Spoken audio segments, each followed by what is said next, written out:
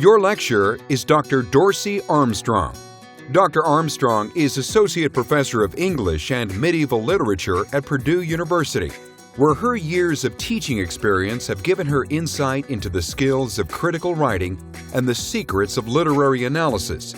An expert on the legend of King Arthur, Professor Armstrong is editor-in-chief of the celebrated academic journal Arthuriana, which publishes the most cutting-edge research on the subject.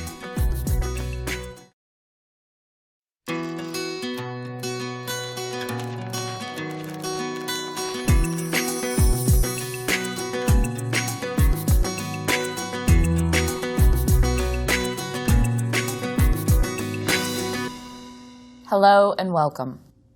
I'm Dorsey Armstrong and I teach English at Purdue University. I want to begin this course on how to become a better reader and writer with a story about my own experience with writing. When I was applying to college, what seems like many years ago now, I was particularly worried about the essay part of the application. I slaved over this thing for weeks, and because this was before computers were really common, I had made several photocopies, believe it or not, of the page of the application that said, using the space below, write an essay on topic X. I then wrote rough drafts, and I practiced trying to get them to fit in the space allotted for the essay. I checked spelling. I checked my paragraph structure. I made sure there was nothing offensive in my essay and that it showed how great an asset I would be to my first choice school. And here's the thing. I did a ton of work on that essay, and today I cannot for the life of me tell you what it was about. In short, it was boring. It was perfect, but it was safe, and I doubt that it would have made much of an impact on the admissions committee. 2 nights before I had to get the application in the mail, I realized that this was really bothering me. So I sat down and I wrote another essay, and this one I remember. It was about a life-changing experience I had as a junior in high school when I was selected to participate in this week-long creative writing program. And in that essay, I wrote about how the week spent living in the barracks of a former military base on one of the San Juan Islands was the first time I really felt like a writer, and the first time I thought that this was something I could maybe do, maybe even for a career. And I remember I talked about the other angst-ridden teenagers who were there with me. I think there were like 15 of us total. And I talked about how different we all were and how much I really liked that, because at the time I felt like everyone at my high school was so much the same. So I wrote a draft that night, I went to sleep, and the next day got up early, proofed it, and then I rolled one of the last copied sheets of that essay page into the typewriter. This tells you how old I am, typewriter, not computer, and I typed it up. Then, very carefully, I taped it over the original essay, and I attached a note. And in that note, I explained what had happened, that I had had my essay done for a long time, but I just didn't really think it was me. So I had written another one that I liked better, and I hoped that it was okay that I was taping this sheet over the one below it. And of course, I was really careful to tape all around the edges, because I didn't want them to think that I was trying to sneak 2 essays in for the price of 1. And I wouldn't be telling this story, of course, if it wasn't true that I got in. Now, I don't know how much the essay mattered, and I don't know if the admissions officer thought I was trying to pull a fast one, or if he or she read both essays, but I am sure of one thing, and that is that the second essay I wrote, and the one I wanted them to see, was more engaging and more interesting than my first boringly perfect and perfectly boring attempt. If you are taking this course, then you are someone who cares about good writing, both how to appreciate it and how to produce it. Over the next 24 lectures, we'll explore several different strategies that will help you learn to read and think critically by examining important works from several major genres of writing. And we'll also give you the tools to learn to use the reading methods and critical thinking skills developed by studying these genres in order to be able to write more effectively for any occasion, any situation, any goal that you might have. I say this a lot to my students. Great writers are always great readers. So in this course, we're going to spend a lot of time learning how to be active, engaged readers. And you're going to find out that this will help you to become an effective and persuasive writer.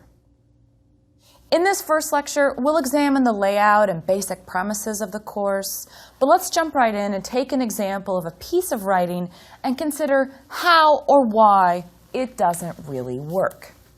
Now, this is something that's going to happen a lot during this course, my reading a quote and asking you to think about it. So I want you to start practicing what I call active listening skills right away.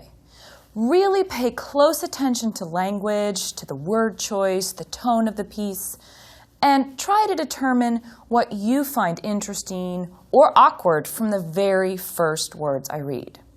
So here's the first passage of writing I want you to consider.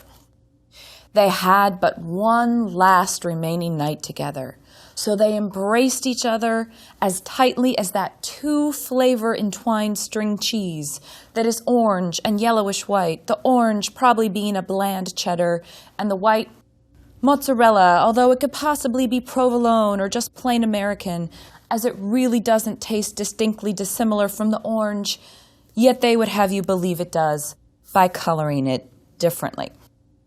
Okay, so on hearing this, what are your first impressions? Well, I hope that your first reaction is something like, that is terrible writing, or that's ridiculous, or even, that is really funny. Because this is deliberately bad writing. It's the 2003 winning entry from the annual Bulwer-Lytton Bad Writing Contest. Now, this is a contest, it's one that I particularly love, that draws thousands of entries every year from people who are trying to write the worst imaginary opening of a novel ever. The idea for the contest springs from the writings of Edward Bulwer-Lytton, who was this 19th century British writer who was really popular in his day, but today most critics think his work is really overly dramatic and sensationalist. And he's the writer who penned the cliched lines that you probably have heard even if you didn't know Bulwer-Lytton had written them. These are the lines, "It was a dark and stormy night. The rain fell in torrents, except at occasional intervals when it was checked by a violent gust of wind which swept up the streets, for it is in London that our scene lies, rattling along the housetops and fiercely agitating the scanty flame of the lamps that struggled against the darkness." Now, you might be asking, what is wrong with this piece of writing? Well, what indeed? Probably many of you had an instinctively negative reaction to both Bulwer-Lytton's Dark and Stormy Night opening and the winning entry in the Bulwer-Lytton contest, but you couldn't necessarily put your finger on why that was, besides perhaps thinking that a sentence that begins in describing a final embrace should not then move to a detailed discussion of different types of string cheese.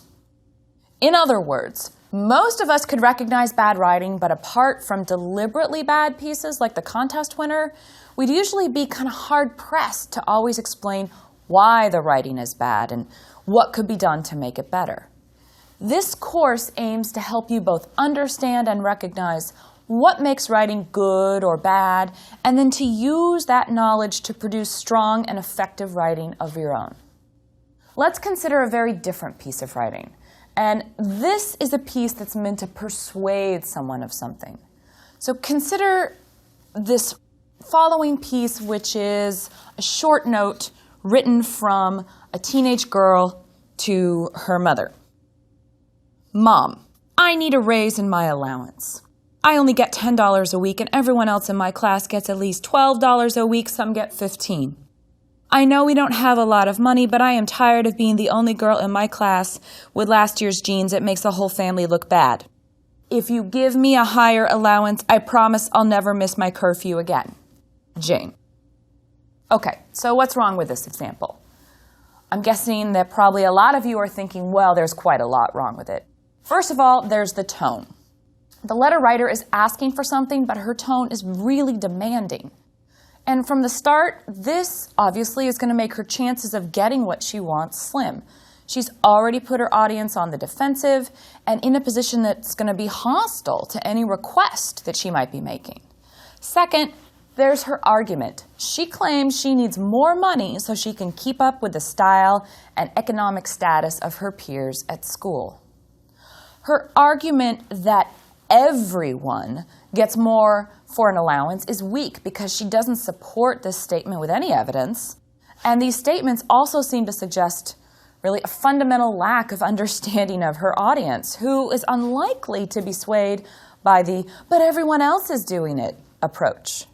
Her statement at the end that she'll never be late for her curfew again is equally offensive to her intended audience, and that it suggests that should she not get the allowance raise she's asking for, she's going to deliberately ignore or break the rules of the household. And finally, although you can't necessarily tell just from hearing the note read aloud, her writing style is full of grammatical and mechanical errors.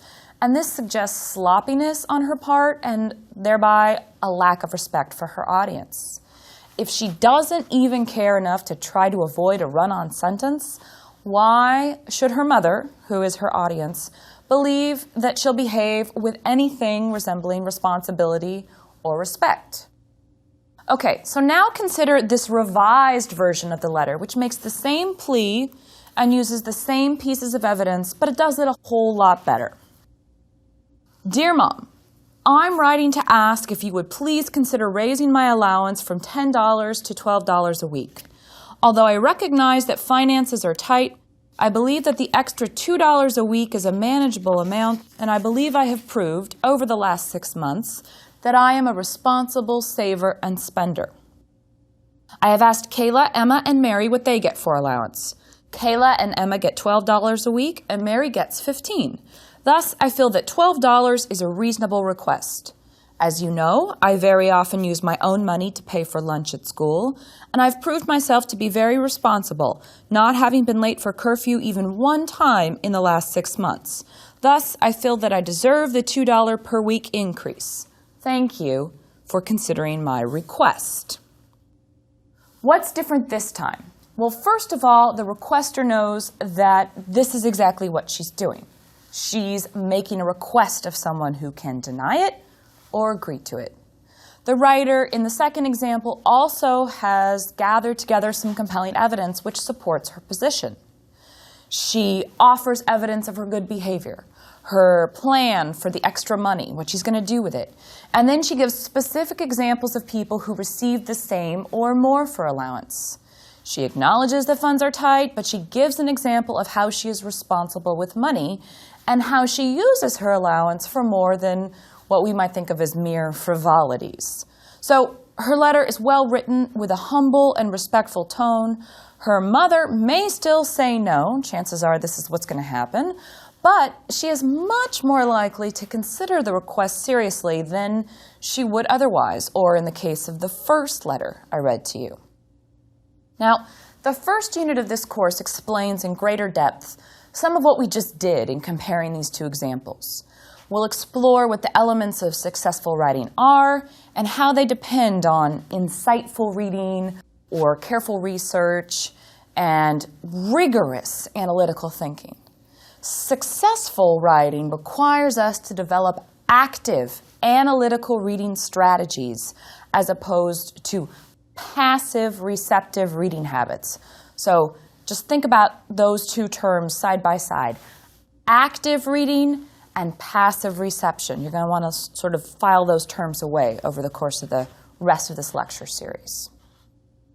By examining excerpts from several novels and short stories, including the work of Jane Austen, one of my personal favorites, Herman Melville, Edgar Allan Poe, and some other more contemporary writers, we'll learn how passive reading turns us into simple receivers of whatever a text has to offer. And that can be just raw data, empirical information, maybe emotional pleasure. But by contrast, active, insightful reading empowers us to more effectively evaluate and interpret the meaning of what we read. And I strongly believe this makes us better writers in the process. For example, consider this passage from near the beginning of Geraldine Brooks's marvelous book, People of the Book. Quote, "When I put my hand on the glass, the cold seeped through. It was supposed to be spring. Down in the small garden by the bank's entrance, crocuses were blooming. But it had snowed earlier that morning, and the bowl of each small flower brimmed with a foam of snowflakes, like tiny cups of cappuccino. At least the snow made the light in the room even and bright, perfect working light, if only I could get to work." So, the image of flowers in the snow looking like tiny cups of cappuccino is what grabs our attention here. It's an image that's all the more powerful because obviously cappuccino has associations with warmth and heat, but the image is conveyed through the most unlikely, and if I can make a little joke here, literally polar opposite means, and this would be snow. Cappuccino is hot, snow is cold, and it's the contrast that grabs our attention. We'll examine several other examples of arresting images, word choices, etc. in the lectures to come, and we'll explore also how our recognition and understanding of their power can translate positively into our own writing. Successful writing requires us to develop an effective and, I think most importantly, distinctive voice. You have to sound like yourself. A persona on paper that is both strong and flexible is really what you need to try and create. We'll analyze the work of several well-known writers such as Ernest Hemingway, Ralph Waldo Emerson, Henry David Thoreau, Nathaniel Hawthorne, Henry James, the list goes on and on. Plus, we'll also talk about some more recent essayists to learn how they create and develop their voices. We're also going to study how these writers shift and modify their voices in response to changing circumstances or contexts, and how one writer often produces compelling writing in response to the work of another. So let's examine how one writer makes use of the words of another writer. Here's a passage from Virginia Woolf's A Room of One's Own, which many of you may already be familiar with. And the passage begins, quote, "Any woman born with a great gift in the 16th century would certainly have gone crazed, shot herself, or ended her days in some lonely cottage outside the village, half witch, half wizard, feared and mocked at. For it needs little skill in psychology to be sure that a highly gifted girl who had tried to use her gift for poetry would have been so thwarted and hindered by contrary instincts that she must have lost her health and sanity to a certainty." That is the quote from Woolf. And in this important work, Woolf makes the claim that there are so few great women writers because they have historically lacked the means and the time to produce great works of literature. Modern essayist and critic Alice Walker famously appropriated the words of Woolf to make a further point in her groundbreaking essay, In Search of Our Mother's Gardens. In her piece, Walker expands on Woolf's argument to suggest that it's not just women who have lacked these resources, but women of color in particular. And here she takes Woolf's own words and then she inserts her own as a kind of comment. So she's really cleverly using the power of Woolf's rhetoric, both to make her own point, as well as simultaneously criticizing Woolf's view to make a further point, which is that she believes Woolf omitted or ignored women of color in her really important seminal work. So where Woolf describes a woman born with a great gift in the 16th century, Walker writes, insert 18th century, insert black woman, insert born or made a slave. Where Woolf argues that such a gifted woman surely would have been, quote, thwarted and hindered by contrary instincts, Walker tells us to add the words, quote, chains, guns, the lash, the ownership of one's body by someone else, submission to an alien religion, end quote. Here, Walker deliberately and explicitly takes Woolf's words, her voice, and transforms it to make a point of her own, to fill in a gap that she felt that Woolf had neglected in her work. So, how do the words of a late 19th, early 20th century British woman change when they're appropriated and transformed by a 20th century African American woman? What does Walker's response reveal about the assumptions made by Woolf, as well as the thinking of her intended audience given the context of the day? What does it mean for Walker to even engage in such an exercise in the first place? Asking questions like these will be something we do throughout this course, and pretty soon you'll begin to grasp that what makes it possible to really engage with a piece of writing, to really understand and get inside it, is not simply coming up with answers to questions about the piece, but it's actually understanding what kinds of questions need to be asked in the first place. Successful writing requires us to know our readers, and as the examples I just mentioned suggest, Walker felt that she needed to address a neglected potential element of Woolf's audience. Failing to accurately gauge the demands of an audience is one of the gravest mistakes a writer can make. We'll look at several examples of how authors anticipate, meet, or even shape their readers' expectations.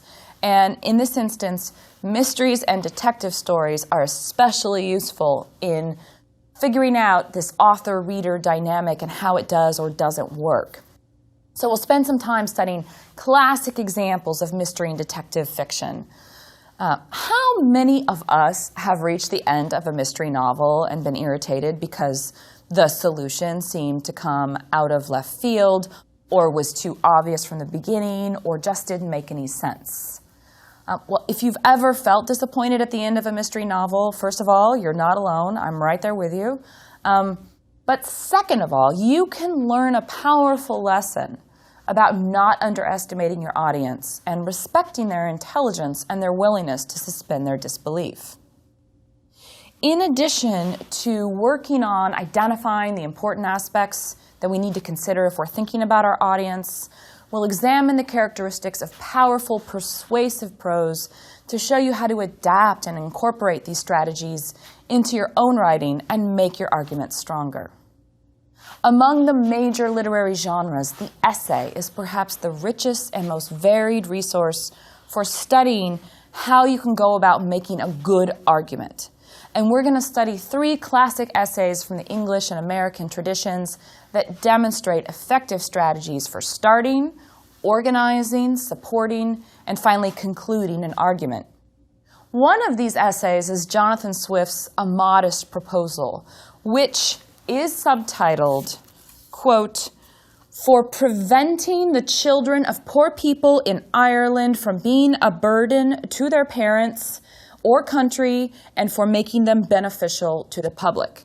And this essay also includes the following lines, quote, "I have been assured by a very knowing American of my acquaintance in London that a young, healthy child, well nursed, is at a year old a most delicious, nourishing, and wholesome food, whether stewed, roasted, baked, or boiled. And I make no doubt that it will equally serve in a fricassee or a ragout." All right, what's the first thing that comes to mind, besides the horrific image of parents cannibalizing their children? Well, certainly it's the sheer ludicrousness of this idea. And it's the ludicrousness of the idea presented in such a formal, rational tone. And this combination is meant to provoke an extreme reaction. This is a kind of satirical writing that, by its exaggeration and the use of provocative statements and ideas, is really meant to provoke the reader into a state of outrage. In this case, Swift's essay is writing against many very offensive and elitist suggestions that circulated in his day for how to deal with the poor people in Ireland. He's saying, essentially, if you're going to suggest ideas as offensive as X or Y or Z, well, let's just go all the way and cook the children up and serve them for dinner. In part, the argument is so persuasive because it carefully adheres to accepted standards of essay writing as it makes this totally ridiculous argument. In addition to strong arguments, successful writing may require the use of what we call figurative language, and these would be metaphors, analogies, symbols, and also the skillful management of diction and syntax. And these are all key features of poetry. So what we're going to do to try and understand these terms and ideas is study the diverse examples that poetry can provide for making use of figurative language, as well as the multiple examples it offers of how attention to word choice and word order can dramatically increase the power and flexibility of your writing. Consider the contrast, for example, between the Greek poet Homer, who described the ocean as the wine-dark sea, and then several centuries later, the Irish poet James Joyce describes a large body of salt water as the snot-green sea. Okay, so obviously the two phrases have wildly different associations. A wine-dark sea might suggest, say, civilization, calm, warmth, festivity, and a whole range of other positive associations. Joyce's word choice deliberately borrows from Homer only to then transform that phrase into something radically different and with radically different associations. Snot green sea gives us the associations of illness, cold, discomfort, bleakness. It's not happy or positive or festive. His image is all the stronger in that he conjures up the classic illusion and then replaces it with one that contrasts so strongly and so negatively. Writing intended for oral presentation, like a speech or a conference paper or a wedding toast, provides a unique set of challenges. In particular, these involve issues of tone and timing.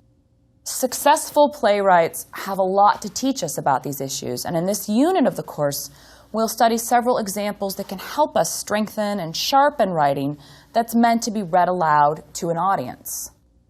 One of the most famous lines ever spoken aloud, to be or not to be, that is the question. The opening line from Hamlet's famous soliloquy in the Shakespeare play of the same name derives much of its power from the fact that it is spoken.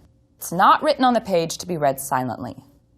Generations of Shakespearean actors have managed to convey to an audience their particular interpretation of the Prince of Denmark and many aspects of his personality simply in the way in which that line and those that follow right after that line are delivered. So, is he angry, frustrated, melancholy? It depends on how the actor delivers the line and how we interpret it. Writing, when it's done well, is never just words on a page. Good writing invites interaction. The reader engages with the words, interacts with the language and the ideas of the author.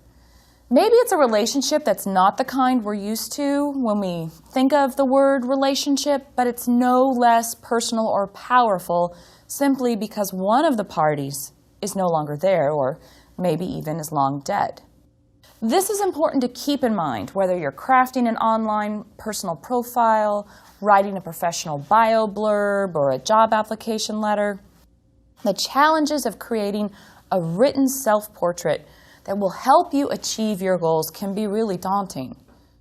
You might be asking, well, what details of my life should be included? What experiences and qualities should I highlight? What approaches would be most effective? What should I leave out? For example, which opening of an autobiographical account do you find more engaging? Here's the first one. I was born in mid-December in Long Beach, California, the eldest child of my parents. Okay, that opening is fine. It sets the stage, it gives basic information, but it's not particularly engaging. How about instead, on the night I was born, the hospital lost power in the middle of my mother's delivery. I came into the world by the glow of emergency backup generator lights while my father sat in the near-dark waiting room without even a war movie to watch on TV. The second, although autobiography, reads more like a story. It supplies details and even a little drama to get the reader interested. While the writing of autobiography requires only that you mine your own past for information, very often persuasive writing will demand that you do a little outside research and that you cite that research appropriately. We're going to devote considerable time to how to conduct research and how to edit and revise your writing. The most important thing here is that practice is really the key. But not just practicing writing first drafts, but learning how to edit and revise and rewrite. In other words, using your first draft to help you get to a polished and engaging final draft. To help you with this, I've crafted special writing exercises for each lecture, and you'll find these in your guidebook. I'll refer to these from time to time in the lectures themselves. If you don't have a chance to do the exercises, that's okay. You'll still be able to pick up the main points from listening to our discussion of them. But I encourage you to at least read them over and think about them, if you can. In the exercises for this first lecture, I'm going to give you 3 passages of writing, and I'm going to ask you to try and figure out what makes them quote-unquote good writing. It can be as simple as identifying a word or image that's particularly interesting to you, or something that just sounds really nice. As we continue on in this course, you will gain increased ability to recognize what makes good writing and how to produce powerful writing yourself. In our next lecture, we'll explore in greater depth what it means to be an insightful reader.